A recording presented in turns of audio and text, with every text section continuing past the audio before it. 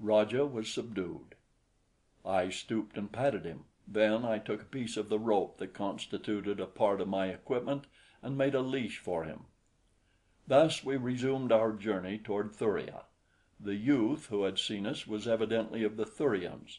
That he had lost no time in racing homeward and spreading the word of my coming was evidenced when we had come within sight of the clearing and the village, the first real village, by the way, that I had ever seen constructed by human Pellucidarians. There was a rude rectangle walled with logs and boulders, in which were 100 or more thatched huts of similar construction. There was no gate.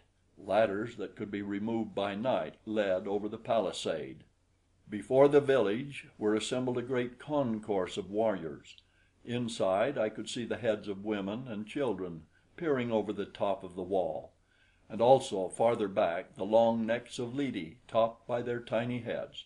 Lidi, by the way, is both the singular and plural form of the noun that describes the huge beasts of burden of the Thurians. They are enormous quadrupeds, 80 or 100 feet long, with very small heads perched at the top of very long, slender necks. Their heads are quite 40 feet from the ground. Their gait is slow and deliberate, but so enormous are their strides that, as a matter of fact, they cover the ground quite rapidly. Perry has told me that they are almost identical with the fossilized remains of the Diplodocus of the outer crust Jurassic age.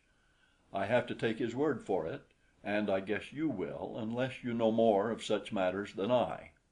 As we came in sight of the warriors, the men set up a great jabbering. Their eyes were wide in astonishment, only, I presume, because of my strange garmenture, but as well from the fact that I came in company with a Jalak, which is the Pellucidarian name of the hyaenodon. Raja tugged at his leash, growling and showing his long white fangs. He would have liked nothing better than to be at the throats of the whole aggregation, but I held him in with the leash, though it took all my strength to do it. My free hand I held above my head, palm out, in token of the peacefulness of my mission.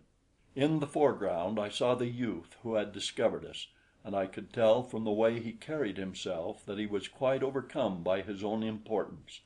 The warriors about him were all fine-looking fellows, though shorter and squatter than the Saurians or the Amazigh. Their color, too, was a bit lighter, owing, no doubt, to the fact that much of their lives is spent within the shadow of the world that hangs forever above their country. A little in advance of the others was a bearded fellow, tricked out in many ornaments. I didn't need to ask to know that he was the chieftain, doubtless Gork, father of Koke. Now to him I addressed myself.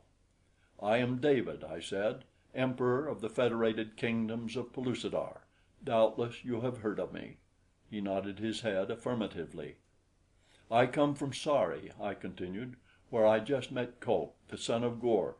I bear a token from Koke to his father, which will prove that I am a friend." Again the warrior nodded. "I am Gork," he said. "Where is the token?" "Here," I replied, and fished into the game bag where I had placed it.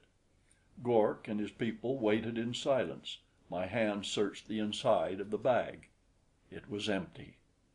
The token had been stolen with my arms. Chapter 7